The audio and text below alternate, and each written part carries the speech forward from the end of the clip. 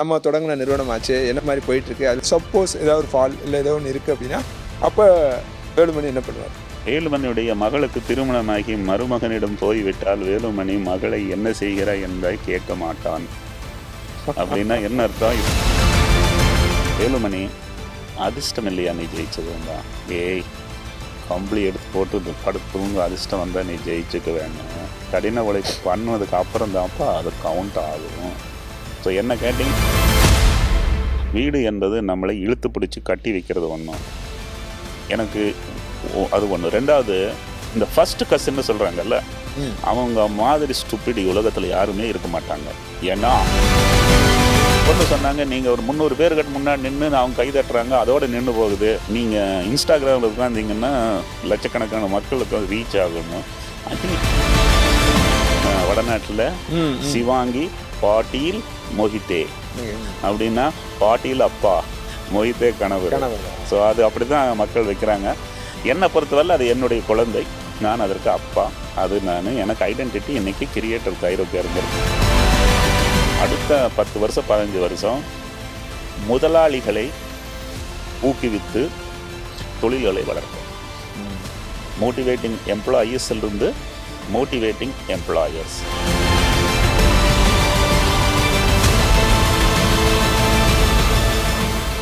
ஒரு யூனிக்காக இவ்வளவு அர்ப்பணிப்பாக அந்த நிறுவனத்தை நீங்கள் நடத்தியிருக்கீங்க. ஈவன் உங்கள் மனைவியோடு சேர்ந்து ஆரம்பித்த ஒரு நிறுவனம், அதை ஏன் கொடுக்கணும்னு நினைக்கிறீங்க? ஏன் அப்படின்னு யோசித்து எதையும் பண்ணல, ஒய் நாட்டுன்னு யோசித்து தான் நிறைய பண்ணியிருக்கேன். நீங்கள் எப்படி பார்த்தாலும் நான் எடுத்த முடிவுகள் எல்லாமே மக்களை வியக்க வைக்க முடிவுகள். கோயம்புத்தூர்லேருந்து பாம்பே போனது ஒரு முடிவு, பாம்பே பொண்ணை கல்யாணம் பண்ணுறது ஒரு முடிவு, கவர்மெண்ட் வேலையை ரிசைன் பண்ணுறது ஒரு முடிவு, தேவையில்லாத சமயத்தில் ப்ரைவேட் ஈக்விட்டிக்காரனை உள்ளே இழுத்து விட்டு அவனுக்கு ஒரு பார்ட்னரை வச்சுட்டது ஒரு த்ரில்லு, ஐபிஓ போனது ஒரு த்ரில்லு, எக்ஸிட் பண்ணது ஒரு த்ரில்லு. எப்பவும் யாரையும் எதையுமே கேட்டது இல்லை. I've taken decisions. இன்னைக்கு 3 வருஷம் முடிஞ்சு இந்த கம்பெனி விற்று போட்டோங்கிற கவலை எனக்கு இன்னைக்கு ஒரு துளியும் கூட கிடையாது. இப்போ அந்த நிறுவனம் எப்படி செயல்படுது, அதில் ஏதாவது நீங்கள் அதில் ஏதாவது ஆர்வம் காட்டுவீங்களா? எப்படி போயிட்டுருக்கு, நம்ம தொடங்கின நிறுவனமாச்சு என்ன மாதிரி போயிட்டுருக்கு, அதில் ஏதாவது சப்போஸ் ஏதாவது ஒரு ஃபால் இல்லை ஏதோ ஒன்று இருக்குது அப்படின்னா அப்போ வேலுமணி என்ன பண்ணுவார்? வேலுமணியுடைய மகளுக்கு திருமணமாகி மருமகனிடம் போய்விட்டால் வேலுமணி மகளை என்ன செய்கிறாய் என்பதை கேட்க மாட்டான். அப்படின்னா என்ன அர்த்தம்? இது அவங்களுடைய ரெஸ்பான்சிபிலிட்டி. அவங்க தலைவலின்னு ஒதுங்கிறீங்க. தலைவலின்னு சொல்றது கூட நல்ல, நான் ஒரு அசட்டை தான் கொடுத்துருக்குறேன். ஆனால் அதை அவங்களுக்கு சரிவர ஓட்ட புரியவில்லை. நான் 1400 ரூபாய்க்கு விற்ற பங்கின் விலை இன்று 700 ரூபாய். அப்படின்னா அவர்கள் அதை நடத்துவது அவ்வளவு அந்த கவலை இருக்குதானே? எனக்கு அந்த கவலை இருக்கு. ஆனால் இந்த கம்பெனி அவங்க திருப்பி டர்ன் அரவுண்ட் பண்ணி மேலே கொண்டுட்டு போவாங்கிற தைரியம் எனக்கு இருக்குது. கோவிட் என்பது என்டையர் ஹெல்த் கேர் இண்டஸ்ட்ரியை ஒரு குட்டிக்கரணம் அடிக்க வைத்திருக்கிறது. அதனால் அந்த கோவிட் பீக்கு வர்றதுக்கு இன்னும் டைம் ஆகும். சரி, திருப்பி அந்த நிறுவனத்திலேருந்து உங்களோட உதவியவோ அல்லது உங்களோட கைடன்ஸோ ஏதாவது கேட்டாங்கன்னா அது செய்ய தயாராக இருக்கீங்களா? நீங்கள் கேட்குற கேள்வியேக்கு நான் ஓப்பனாக பதில் சொல்கிறேன். அந்த நிறுவனத்தை வாங்கியவர்கள் ஒரு பட்டிக்காட்டிலேருந்து வந்த மனுஷன் இந்த கம்பெனி சரியாக ஓட்டலைங்கிற ஒரு ஃபீலிங்கில் தான் அதை வாங்கியிருக்காங்க. அவங்க எல்லாம் ஐஐஎம் ஐஐடி படித்தவங்க. அவங்க டீம் ஆஃப் 10 பேர். அவங்க இந்த பட்டிக்காட்டுக்காரனை கூப்பிட்டு அட்வைஸ் கேட்டாங்கன்னா அது அவங்களுக்கும் அவமரியாதையாக இருக்குன்னு அவங்க நினைக்கிறாங்கங்கிறது என்னுடைய ஃபீலிங். வரமாட்டாங்கன்னு நினைக்கிறீங்க? சரி, இப்போ யாராவது இருந்துட்டு போட உங்களோட அசாத்திய உழைப்பு ஒரு பக்கம் இருக்குது, எல்லாமே இருந்தால் கூட அதிர்ஷ்டம்னு ஒன்று இருக்குது இல்லையா? அதிர்ஷ்டத்தை வேலுமணி நம்புறாரு. இந்த இடத்துக்கு வந்ததுக்கு அதிர்ஷ்டம் ஒரு காரணம் அப்படின்னு புரிஞ்சுக்கலாமா? நம்ம பேசும்போதே சொன்ன நேரம்னு, நேரம்ங்கிறது டைமிங். நீங்கள் அதிர்ஷ்டம்னு சொல்லலாம், பட் நான் அதை டைமிங்னு சொல்லுவேன். இந்த கேள்வியை நிறைய பேர் என்னைய பல சமயத்தில் கேட்குறாங்க. அவங்க கேட்குறத பொறுத்து என் பதில் மாறுது. அவங்க என்ன கேட்பாங்க தெரியுமா? வேலுமணி, நீ ரொம்ப கஷ்டப்பட்டுருக்கிறன்னு நினைக்கிற, பயங்கர கடின உழைப்புன்னு நினைக்கிற உன் வெற்றி காரணம். நான் அப்போ தான் சொல்லுவேன், என்னை விட எத்தனையோ பேர் கஷ்டப்பட்டு உழைக்கிறாங்க ஐயா, நான் தான் உழைச்சேன்னு சொன்னால் அது அநாகரிகம் அப்படின்ற. இன்னொருத்தன் சொல்லுவான், வேலுமணி அதிர்ஷ்டம் இல்லையா நீ ஜெயிச்சதும்பா? ஏய், கம்பளி எடுத்து போட்டு படுத்துவங்க அதிர்ஷ்டம் வந்தால் நீ ஜெயிச்சுக்க வேணும். கடின உழைப்பு பண்ணதுக்கு அப்புறம் தான்ப்பா அது கவுண்ட் ஆகும். ஸோ என்ன கேட்டிங்கன்னா 50-50 50-50. நிறைய தோத்துக்கிட்டு இருக்கவங்க சொல்றது இந்த வார்த்தைகள். அது அதிர்ஷ்டம் இல்ல, நான் என்னோட எஃபோர்ட் எல்லாமே போடுறேன். எங்கள் அப்பா படிக்கலன்னு நானும் படிக்காமல் இருந்திருக்கேன், எங்கள் அப்பா சம்பாதிக்கல. நான் ஆரம்பத்துல இருந்தே அதிர்ஷ்டம்னு ஒன்று கிடையாதுன்னு நினச்சிட்டு இது வரைக்கும் பயணிச்சிருந்துருக்கிறேன். ஆனால் இன்னைக்கு வெற்றியாளர் நான் சொன்னேன்னா அது ஆணவமாக மாறுது. அதனால தான் நான் சொல்றது, எனக்கு டைமிங்கு நல்லா இருந்திருக்குது. டைமிங் இல்லாமல் நான் இந்த வெற்றியை வேலுமணி மீண்டும் இதே வெற்றியை முயற்சி செய்தால் அடைய முடியாது. அப்படின்னா என்ன அர்த்தம்? அது வந்து சூழல். நீங்க தொடங்க அதுதானுங்க டைமிங்கு. அந்த என்விரான்மெண்ட் அந்த சிச்சுவேஷன்ல தான் பண்ண முடியும். அது திருப்பி பண்ண முடியாது. யுவராஜுக்கு அன்னைக்கு தான் 6-6 போச்சு. இன்னைக்கு இப்ப அவர் நினைச்சாலும் போக முடியாது. உண்மைதான். எல்லாரும் திரு வேலுமணியா ஆயிட முடியாது. எல்லாரும் வேலுமணியா ஆகுறதுக்கு என்ன செய்யணும்?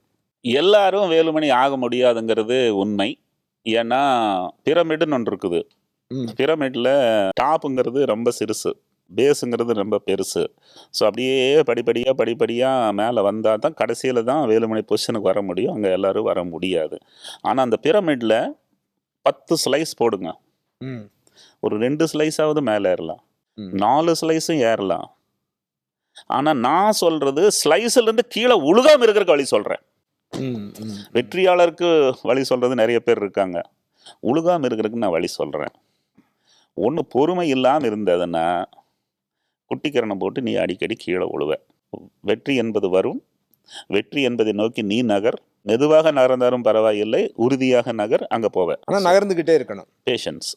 ரெண்டாவது, ஃபோக்கஸ் இல்லை. தினம் இது பண்ணுமா, அது பண்ணுமா, இது வேலை, இது ஒர்க் அவுட் ஆக மாட்டேது, அது எதுலேயுமே நீ ஃபோக்கஸ் பண்ணாமல் ஒர்க் அவுட் ஆகாது. ஃபோக்கஸ் பண்ணும், இல்லாட்டி நீ ஏழை ஆயிடுவ. மூணாவது, ஃப்ருகாலிட்டி. வரவு 8 அணா, செலவு 10 அணா, அதிகம் 2 அணா, கடைசியில் தொந்தனா. அதை பற்றி இதை தவிர இப்போ ஒரு 5000 கோடி வந்த பிறகு அந்த ஃப்ருகாலிட்டி வேணுமா? வேணும். ஒன்று கேட்குறேன், உங்ககிட்ட நிறைய பணம் இருக்குங்கிறதுக்காக நீங்கள் ரெண்டாவது டின்னர் சாப்பிட முடியுமா? முடியாது. ஏழைக்கும் பணக்காரனுக்கு இன்டெஸ்டைன் லென்த் அது ஒன்று தானே, ஒரே அளவு. இன்னி கூட ஒன்று சொல்கிறேன், இது ஆடியன்ஸ்க்கு போய் சேர்றதுக்காக நான் சொல்கிறேன். Money, honey sound similar. Yes. Honey is collected by honeybee.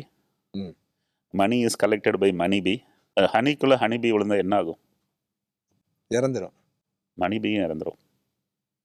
So பணம் என்பது பாக்கெட்டில் இருக்க வேண்டும், பேங்கில் இருக்க வேண்டும், தலையில் இருக்கக்கூடாது. என்னை பொறுத்தவரையில் இந்த அட்டையர் இன்னைக்கு வரைக்கும் இன்னும் வீடு வாங்காமல் இருக்கிறேன்.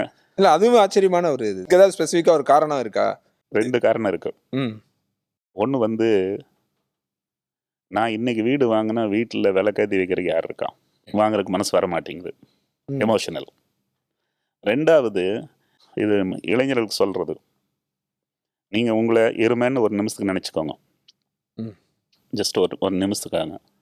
2 ஆப்ஷன் இருக்குது, கட்டப்பட்ட எருமை, அவிழ்த்து விடப்பட்ட எருமை. இதில் எந்த எருமை ஆகணும்னு ஆசைப்பட்றீங்க? அவிழ்த்து விடப்பட்ட எருமையா? அப்புறம் எதுக்கு சார் வீடு?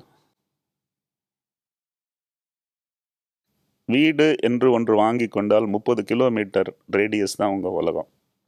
நீங்கள் இப்போ கட்டப்பட்ட எருமையா, அவிழ்த்து விடப்பட்ட எருமை? ஸோ அது நான் ஏன் சொல்கிறேன்னா, எனக்குன்னு ஒரு வீடு கோயம்புத்தூர்ல இருந்து தான் நான் பாம்பேக்கே போயிருக்க மாட்டேன். பாம்பேயில் பிஆர்சியில் குவார்ட்டர்ஸ் கொடுத்துருந்தானே நான் அங்கேருந்து வெளியே வந்திருக்க மாட்டேங்க. வீடு என்பது நம்மளை இழுத்து பிடிச்சி கட்டி வைக்கிறது ஒன்றும், எனக்கு அது ஒன்று. ரெண்டாவது, இந்த ஃபர்ஸ்ட் கசின்னு சொல்கிறாங்கல்ல, அத்தை பையன், பெரியப்பா பையன், இந்த ஃபர்ஸ்ட் கசின் இருக்கல, அவங்க மாதிரி ஸ்டூபிட் உலகத்தில் யாருமே இருக்க மாட்டாங்க. ஏன்னா அவன் ஒரு ஹால் பெட்ரூம் கிச்சன் வாங்கிட்டான்னா எனக்கு 2 பெட்ரூம் ஹால் கிச்சன் வாங்கணும். ஏன்னா அவனை விட நான் பெரிய ஆளுன்னு நிரூபிக்கணும். நான் வாழ்க்கையில் யாரை விட ஒரு வெற்றியாளனை நிரூபிக்கிறவனு தேவையோ ஆசையோ வரவே இல்லைங்க. நீ உன்னை கவனி, நீ உன் குடும்பத்தை கவனி, நீ உன் தொழிலை கவனி, அதை வேற கவனிச்சுட்டு வந்துட்டேன். ஸோ எனக்கு வீடு வாங்கலைங்கிற ஒரு கவலை இது வரைக்கும் ஏன் வரலைங்கிறது எனக்கே புரியலைங்க. உங்களுக்கு எப்படிங்க சொல்லுவேன்? ஸோ இப்போ இருக்கிறது வாடகை வீடு தானா? இல்லை என் பையன் பேரில் ஒரு வீடு இருக்குது. ம். ஸோ ஒரு வீடு ஒன்று வாங்கணுன்னு இருந்தது. அது வாங்கும்போது என் பேரில் வாங்க வேண்டாம், என் பையன் பேரில் வாங்கிடலான்னு பையன் பேரில் வாங்கியிருக்கு. டெய்லி அவங்ககிட்ட சொல்லிட்டு இருப்பேன், எனக்கு மாசமான பேயிங் கெஸ்ட்டுக்கு ஒரு பில்லு போட்டிருப்பேன், நான் உனக்கு பே பண்ணுறேன்னு சொல்லிட்டு இருப்பேன். பெங்களூர்ல இருந்தானே என்னுடைய பையனுடைய வீடு. அது என் பையனுடைய வீடு. நான் ஏன் சொல்கிறேன்னா, நிறைய பேர் பசங்களுக்கு அப்பா வீடு, அப்போ நம்ம வீடுன்னு தெரியறதில்ல, அவனுக்கு தான் வீடு தான் வீடுன்னு தெரியுது. ஸோ அந்த லாங்குவேஜில் சொல்லியாச்சுன்னா, புரியுது புரியுது. வேலுமணி என்பவன் வீடு வாங்காமல் போகணும் அப்படிங்கிறது என்னுடைய ஃபிலாசபி. வீடு வாங்க மாட்டேன். இப்போ இருக்க ஜென்ரேஷனுக்கு ஏற்றாப்புல எப்படி உங்களை தொடர்ச்சி அப்டேட் பண்ணிக்கிட்டே இருக்கீங்க? நான் உங்களோட இன்ஸ்டாகிராம் பேஜ் பார்க்குறேன். ஆல்மோஸ்ட் 2.5 மில்லியன் ஃபாலோவர்ஸ் உங்களுக்கு. ஆமாம். அது என்ன ஆகுதுன்னா, நான் வந்து கம்பெனி எக்ஸிட் பண்ணும்போது கம்பெனியில் 1500 எம்ப்ளாயி, மீன் ஏஜ் 25. அப்படின்னு என்ன அர்த்தம்? 2000 மில்லேனியல்ஸோட வேலை செஞ்சுருக்கிறேன். அவங்களுடைய எதிர்பார்ப்புகள், கஷ்டங்கள், மென்டல் ஹெல்த், மேரேஜ் ஆனவங்க வர்ற கஷ்டம், மேரேஜ் குழந்தைய பெற்றுட்டு சிங்கிள் மதராக இருக்கவங்க கஷ்டம், ஏன் டைவர்ஸ் ஆகுது, இது எல்லாம் நான் ரொம்ப க்ளோஸாக ஸ்டடி பண்ணியிருக்கிறேன். அப்படி இருக்கும்போது என்னுடைய இன்ஸ்டாவில் மக்கள் படித்தாங்கன்னா, நான் வந்து என் வயசுக்கு தகுந்த பேச்சு இருக்காது. நான் இன்னத்து ஏஜனுடைய மக்களை புரிஞ்சு அந்த வயசு மனுஷன் இவங்க கஷ்டத்தை பார்த்து பேசுறதுங்கிறது மக்களுக்கு பிடிச்சிருக்குது. அத்தனைக்கு மேலே என் குழந்தைங்களாலையும் நான் நிறைய கற்றுட்ருக்கிறேன். So I have a reason to believe நம்ம சமுதாயம் மக்களை சீரழிக்கிறது. இது கொஞ்சம் ஒவ்வொரு பெரிய ஸ்டேட்மெண்ட் சொல்கிறேன். ஏன் சீரழிக்குதுன்னா, அவன் மெச்சுற மாதிரி நாம் வாழணுங்கிறது தான் வாழ்க்கைன்னு ஒரு டெஃபினேஷன் மக்கள் எடுத்துட்டாங்க. எஸ்பெஷலி திருமணம்னு வரும்போது ஒரு பொண்ணுகிட்ட அப்பா மிரட்டு என்ன தெரியுமா, இங்கே பாருமா, நீ திரும்பி வந்துட்டேன்னா நாங்கள் யார் மூஞ்சிலையும் முழிக்க முடியாது அப்படின்னு. என்ன அர்த்தம்? நீ செத்துட்டு போ, இங்கே வராதான்னு சொல்கிறதா? இது வந்து அராஜகம். அது ஒரு பக்கம். இன்னொரு பக்கம், திருமணத்தினால இந்த அலிமணின்னு நிறையா ஹெரஸ்மெண்ட்டு ஆண்களுக்கு நடந்துட்டு தான் இருக்குது. ஸோ இது எல்லாம் கொஞ்சம் ஓப்பனாக பேசுகிறது நான் அந்த பொண்ணு படுற கஷ்டத்தை பேசுகிறேன்னா எல்லா பொண்ணுங்களுக்கும் என்ன பிடிக்குது, அந்த பையன் படுற கஷ்டத்தை பேசுறதுன்னா எல்லா பசங்களுக்கும் என்ன பிடிக்குது. அப்பா அராஜகம் பண்ணி குழந்தைங்க கஷ்டப்படுத்துன்னு பேசுனா குழந்தைங்களுக்கு என்ன பிடிக்குது, குழந்தைங்க இரஸ்பான்சிபிலிட்டி இருக்கிறத பற்றி அப்பா வந்து எனக்கு பிடிச்சிருக்குது. ஸோ என்ன, இப்போ நான் வந்து கவரிங் எல்லாருக்குமா உண்மையை பேசுகிறேங்க. உண்மை பேசும்போது இவன் பேசுறது சரின்னு பாடுது. ஐ திங்க் என்னுடைய எபிலிட்டியை ஒரு 30 செகண்டில் ஒரு 5 நிமிஷத்தில் சொல்ல வேண்டிய கண்டென்ட்டை நான் சொல்கிறதுக்கு என்கிட்ட ஒரு ஸ்கில் இருக்குது. அதனால் நான் இப்போ திடீர்னு என் பொண்ணு தான் என்னை சோசியல் மீடியாவில் ஹீரோ பண்ணுது. நீங்கள் மைக்கை பிடிங்க டேடி. இது எப்படி வந்ததுன்னா, நான் மேடையில் பேசினேன்னா எனக்கு ஸ்டாண்டிங் ஓவேஷன் வந்துட்டு இருந்தது. என் பொண்ணு சொன்னாங்க, நீங்கள் ஒரு 300 பேருக்கு முன்னாடி நின்று அவங்க கை தட்டுறாங்க, அதோட நின்று போகுது. நீங்கள் இன்ஸ்டாகிராமில் உட்காந்திங்கன்னா லட்சக்கணக்கான மக்களுக்கு ரீச் ஆகும்னு. I think it worked. I am very happy. Born as a farmer, became a scientist, and became an entrepreneur, and then became a storyteller. Then I am an entertainer. Now I am an influencer. So இது ஒரு Insta influencer. So அதுதான் journey. நீ என்ன செய்கிறாய் என்பது முக்கியம் அல்ல, அதை நீ எப்படி செய்கிறாய் என்பது தான் முக்கியம். ஸோ அதில் ஸ்டோரி டெல்லிங்லேயும் நான் தாங்க ட்ரூ நேஷனல் ஸ்டோரி டெல்லர். இந்தியிலும் தமிழிலும் நேரி நின்று மேடையில் பேசுனேன்னா ஒரு கைதட்டல் கிடைக்குது. அதுக்கு நான் அடிமை. லேண்ட்லெஸ் ஃபார்மர் அவரோட சன் அப்படின்னு சொல்லிக்கிறதுல பெருமையா, இல்லை தைரோகேரோட ஃபவுண்டர் அப்படின்னு சொல்லிக்கிறதுல திரு வேலுமணிக்கு பெருமையா? அது இல்லாமல் இதில் பெருமை இல்லை. நான் எங்கே ஆரம்பித்தேன்னு சொல்லலைன்னா அதுக்கும் ஒரு பஞ்ச்லைன் வச்சுருக்கிறேன். Height is never the success, the slope is the success. ஹைட்டுங்கிறது எங்கே இருக்கிறேங்கிறது, ஸ்லோப்புன்னா நீ எங்கிருந்து வந்தேங்கிறது. ஒரு நாள் ஒரு காரில் போயிட்டு இருக்கும்போது முன்னாடி ஒரு லாரியில் பின்னாடி எழுதியிருந்தது, எந்த நிலை வந்தாலும் வந்த வழி மறக்காதே.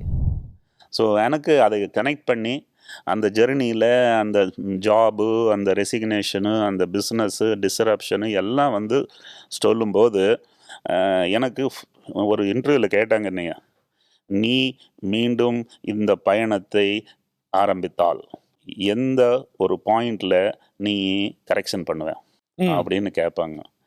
ஏயா இவ்வளவு அமர்க்களமான வெற்றி தேவையெல்லாம் நோண்டிட்டு எதுக்கு இருக்கலாம். நான் கரெக்ஷன் பண்ணேன்.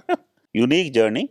அதே அப்பநாயக்கம்பட்டியில் மீண்டும் பிறக்க வேண்டும் என்ற ஆசையும், அதே பெற்றோர்களுக்கும், அதே ஜெயந்தி ஜனதாவில் ஏறி பாம்பேக்கு போகிறதும், அதே மனைவி, அதே பாஸ், அதே பிஸ்னஸ், அதே இன்வெஸ்டர், அதே எக்ஸிட். இன்னைக்கு திருப்பி கதை ஸ்டோரி சொல்றதுல எந்த மாற்றமும் இருக்காது. ரொம்ப ஸ்பெசிஃபிக்கா நீங்க யார் அப்படின்னு சொன்னா உடனே என்ன சொல்லுவீங்க? கிரியேட்டர் தைரோகேர், அவ்வளவுதான். அவ்வளோதான். ஸோ அப்போ தைரோகேர் தான் தைரோகேர் என்னுடைய அதாவது அடையாளம். இது நான் என்ன பண்ணிட்டு தெரியுமா, 20 வருஷத்துக்கு முன்னாடியே சிஇஓ தைரோகேர்னு எங்கேயும் எழுத மாட்டேன், எம்டி தைரோகர்னு எழுத மாட்டேன். ஏன்னா அதுக்கு நான் சிஇஓ இருப்பேனா எம்டியா இருப்பேனா நாளைக்கு என்ன நடக்குன்னு எனக்கு தெரியாது. எனக்கு நாளைக்கு ஐடென்டிட்டி சொல்ல முடியாது. கிரியேட்டர் தைரோகர்னா அதை மாற்றவே முடியாது. இன்னைக்கு 100க்கு 40 பெண்கள் திருமணத்திற்கு அப்புறம் அப்பாவை பேரை வெளியெடுக்கிறது இல்லை. அப்படியே போட்டாலும் 3 எழுதுவாங்க தெரியுங்களா? அதுவும் வடநாட்டில் சிவாங்கி பாட்டீல் மொஹித்தே அப்படின்னா, பாட்டீல் அப்பா, மொஹித்தே கணவர். ஸோ அது அப்படிதான் மக்கள் வைக்கிறாங்க. என்னை பொறுத்தவரை அது என்னுடைய குழந்தை, நான் அதற்கு அப்பா. அது எனக்கு ஐடென்டிட்டி இன்னைக்கு கிரியேட்டர் தைரோகேருங்கிறது எல்லா பக்கம். இந்த கம்பெனியில் எனக்கு ஒரு ஷேர் இல்லைங்க, ஆனால் அந்த கம்பெனிக்கு பிராண்ட் அம்பாசிடரே இன்னைக்கு நான் தாங்க. நீங்க எங்க போனாலும் அந்த கம்பெனி பேசப்படுவோம், அதுல எந்த இதுவும் இல்லை. ஸோ நீங்க அடிப்படையில இருந்தே ஒரு இடத்துல அல்ல ஒரு விஷயத்துல திருப்தியாகி இருக்க போற ஆள் கிடையாது. So what next? இந்த கேள்வி நிறைய பேர் கேட்டிருக்காங்க. டாக்டர் வேலுமணி குட் எக்ஸிட் பண்ணிட்டீங்க, வாட் நெக்ஸ்ட் அப்படின்னு கேட்பாங்க. அவங்களுக்கு ஒரு நகைச்சுவையான பதில் சொல்கிறேன், அதை உங்களுக்கும் சொல்கிறேன். Why you want me to become pregnant again? நானும் மீண்டும் ஒரு பிஸ்னஸை தொடங்கணுங்கிற ஆசை எனக்கு இல்லை. அப்படி பிஸ்னஸ் செய்யணுங்கிற ஆசை இருந்திருந்தா அதையவே ஓட்டிகிட்டு இருந்திருப்பேன். இல்லை, நிறைய சர்ப்ரைஸ் கொடுத்துக்கிட்டே இருந்ததுனால நான் யாருக்கும் எந்த சர்ப்ரைஸும் கொடுக்கல. எக்ஸிட் பண்ணது ஒரு பெரிய சர்ப்ரைஸு, அந்த கவர்மெண்ட் வேலையை விட்டது ஒரு பெரிய சர்ப்ரைஸு. வேலுமணி வாட் நெக்ஸ்ட்னு நீங்கள் கேட்டிங்கன்னா, 30 வருடம் தொழிலாளிகளை ஊக்குவித்து வியாபார வளர்ச்சி பெற்று தொழில்களை உருவாக்கினேன். அடுத்த 10 வருஷம் 15 வருஷம் முதலாளிகளை ஊக்குவித்து தொழில்களை வளர்ப்பேன். மோட்டிவேட்டிங் எம்ப்ளாயீஸ்லேருந்து மோட்டிவேட்டிங் எம்ப்ளாயர்ஸ். எனக்கு இப்போ புதுசாக ஒரு டைட்டில் நானே கொடுத்துக்கிட்டது. இந்த டைட்டில் யாருக்குமே இது வரைக்கும் கொடுத்ததாக தெரியாது. Mass mentor. மென்டர்னு போட்டால் பைசா வாங்கிட்டு சொல்லி கொடுக்குறோம் மென்டரு. நான் மாஸ் மென்டரு அப்படின்னா என்னுடைய கண்டென்ட் எல்லாம் யூடியூப்லேயும் இன்ஸ்டாலையும் அதுக்கான தளத்தை நீங்கள் சோஷியல் மீடியாவை பயன்படுத்திக்குவீங்க. அதாவது இன்னும் 10 வருடங்களில் நான் ஒரு 100 கோடி பணத்தை செலவு செய்து சோசியல் மீடியாவில் ஒரு ஒன்றுமே தெரியாதவன் பிஸ்னஸ் பண்ணும்போது ஃபெயில் ஆனால் நம்ம எங்கே ஃபெயில் ஆகிக்கிறோன்னு வேலுமணியினுடைய வீடியோவை பார்த்து இந்த பாயிண்டில் தான் நம்ம ஃபெயில் ஆகும் கரெக்ட் பண்ணுற மாதிரி ஒரு யூனிவர்சிட்டியே நான் கிரியேட் பண்ணுவேன். என்டர்ப்ரனர்ஷிப்பில், not physical university, digital university, அதுவும் மல்டிபிள் லாங்குவேஜில். இதுக்கு உண்டான ஏற்பாடுகள் நான் பண்ணிகிட்ருக்கேன். That is giving back to the society. அது இப்போ தான் இங்கிலீஷில் ஒரு வருஷம் எக்ஸ்பெரிமெண்ட் பண்ணி பார்த்துருக்குது. தமிழ்லையும் ஹிந்திலையும் அடுத்த 2 ரெடி ஆகும். ஸோ மோட்டிவேட் பீப்புள், மோட்டிவேட் பண்ணால் 10 times மக்கள் வில் ப்ரொடியூஸ். ஸோ அதுதான் என்னுடைய கோல்.